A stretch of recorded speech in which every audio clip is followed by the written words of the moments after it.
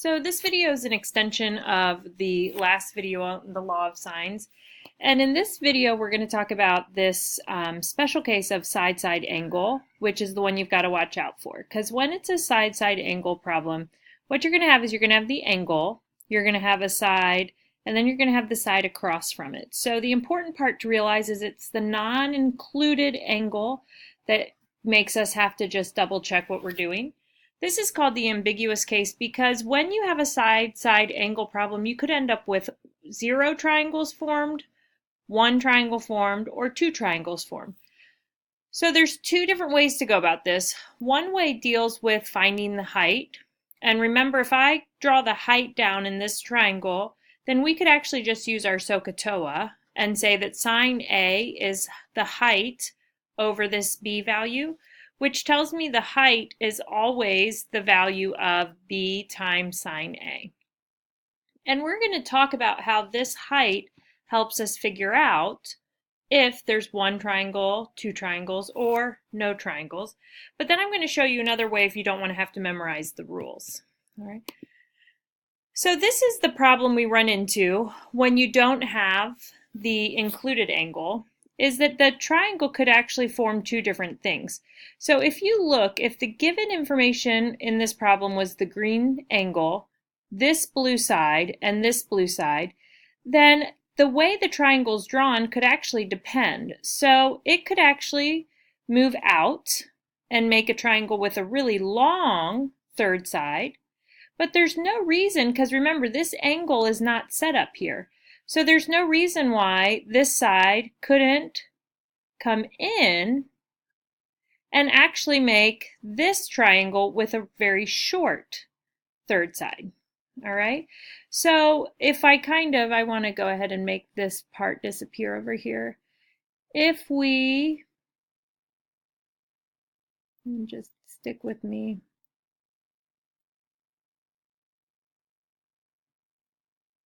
All right.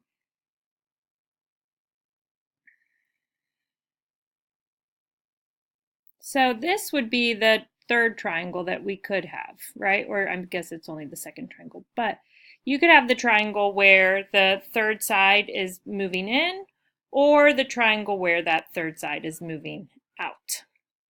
All right, so let's go ahead and look at this in terms of problems we're going to do. I'm going to come back to this when we're doing the example problems. All right, but what I want you guys to recognize is when we start to draw these, my recommendation, just so we can kind of stay consistent and get a good idea about them, let's just always put the given angle here. That way we're going to set them up to look the way that, that our first example kind of looked. So if the angle C is 50, then this side has to be the 1. And if this side is a 2, all right, I'm going to put it here. Now, we were talking about that height. So if I wanted to find the height, this height would be sine of 50 times the 2. All right. So if we just kind of see where these values are coming from, this would be the hypotenuse of this triangle if you draw the height in. All right. So if I go ahead and find sine 50 times 2, you see we get a 1.53. All right. Now, let's think about what that means. If this height is all the way up here at 1.53, then just your kind of common sense would tell us that this length has to be bigger than 1.53 if it's going to make it all the way down. So since the height is greater than this opposite side given, greater than the 1, we would say no triangle. Now, I hate having to try to remember these things. So the way I prefer to do them is I look and I say, this is a angle side problem. So I'm just going to have my defenses up. But then if I go ahead and do this problem the same way we were doing it in our video yesterday, this says sine of 50 over 1 would equal sine of A over 2. Well, let's go ahead and just try to solve this. All right, so if I say 2 sine 50, and then I would divide by a 1, right? So then if I go ahead and I take my inverse sine of a 1.53, maybe you guys are recognizing that that's a problem already, but I get this error message. I get an error, and let's go ahead and go back to our home screen. Why is that an error? Well, we learned a lot about the sine function already this year. And remember, your sine ratio has to be between -1 and 1.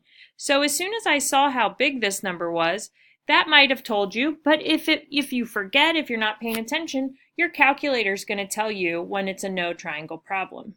All right, so again, we can do it by comparing the heights, but the no triangle ones are actually pretty easy since your calculator is not going to let you get an answer. All right, so let's go ahead and look at another one. So again, just kind of get used to drawing out these triangles where we label the angle given here and the side that goes with it across from it. And then I'm going to put the other side here. So this is my B, this is my A. And so if I go ahead, and if we want to compare it with the heights, all right, so let's go ahead and just see if it's a no triangle problem. Sine 40 times 2.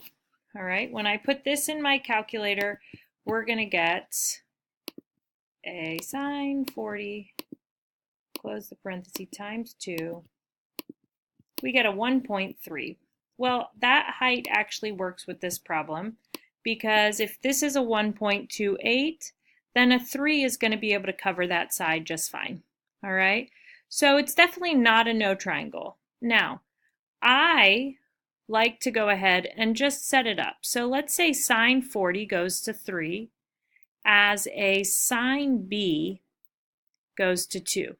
Now there is only one type of triangle that messes us up with the law of sines, and that's an angle side problem. There is no other problem we have to worry about, no other time we've got to watch out for.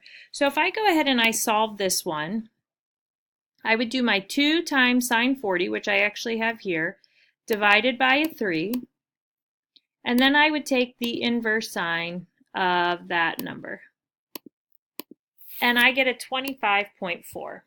Now, this is how I actually prefer to do the law of sine problems where we have the ambiguous case. Instead of looking at this whole thing, I like to ask myself if this was a 25 or this is a 25.4. So I have no issues with this problem.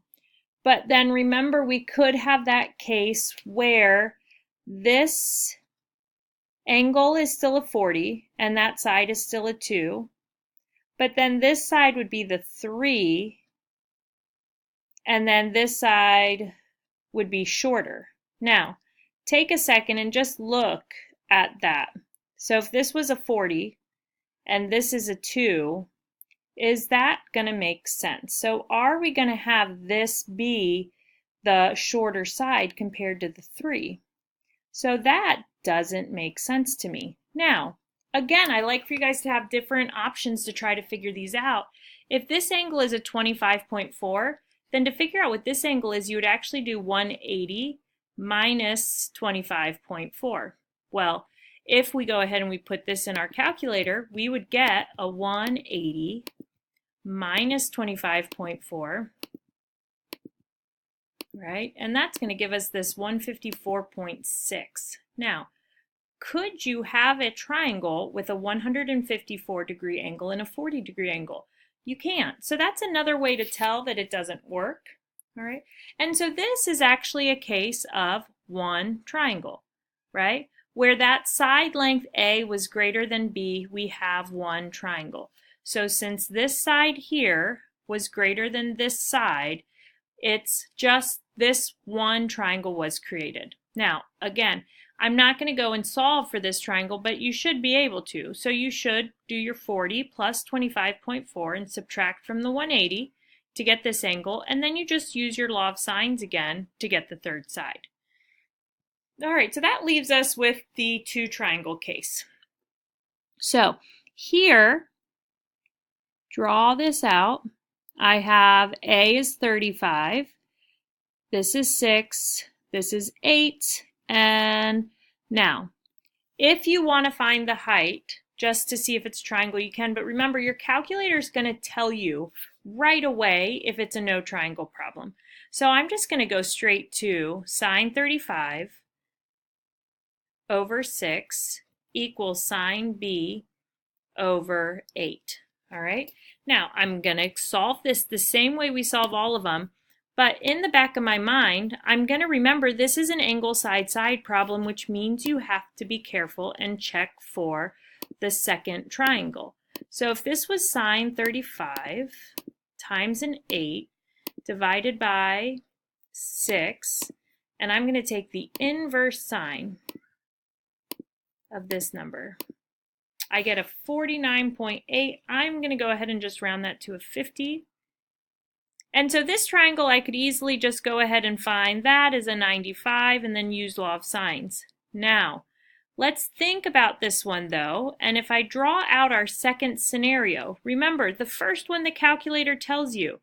The second one, this is an 8 and this is a 6. So this actually could work. This might happen. So if this is an 8 and this is a 6 and this is a 35, you have to use this number that you already found. So we know B is 50. So in the second triangle, we would do 180 minus 50 and we would get a 130. Now, does that work? If this is a 130 and this is 35, that's 165. So this is actually when we have a second triangle where that angle is going to be 15 degrees. And so you actually do have to do the setup and find both triangles. You should have all of the values filled in for both triangles. So you would find the C, and then in this one, you would say sine of 35 over 6 equals sine of 15 over C. All right. Your book will label them as like a C1 and a C2. Right? But nothing in your calculator is going to tell you to check for the second triangle. All right. What you have to know is that when you see angle, side, side, that there are 3 different things that could happen. You could have no triangle, which is when your height is too big, and no triangle easiest because you get an error message. You're going to have one triangle that's going to work out just fine, but when this side is smaller than that side, it makes it impossible for this triangle to exist. All right, this is visually why, but again, if you tried your angles out, your angles aren't going to work, so you know to cross it out. But then the case where we have the second triangle formed is when this side is the longest side compared to the 6, all right? And when you find that angle, you take 180 minus the angle you found, and that's the number that we plug in here that also would form a triangle. All right? The only time we worry about these are when it's an angle side side problem. Any other problem won't create the issue. All right? So I just want to take a second. I'm going to draw out this scenario, and let's just see what we get. So if this was a 40 and an 18, and this is a 22, all right? Angle side, side. This side is longer than this side, so there actually could be a second triangle hiding on this one. As opposed to if I draw out this one, I didn't mean to draw that looking so right, but just ignore that, 40. And now this is 22 and this is 18. This is actually going to be the case where it could be one triangle. It definitely can't have 2 triangles because it's impossible if this 22 pivots in to be smaller than the 18. All right. So go ahead and try out some of the assignments on this. Just remember the only time we have to check for all of this is angle side side. All right.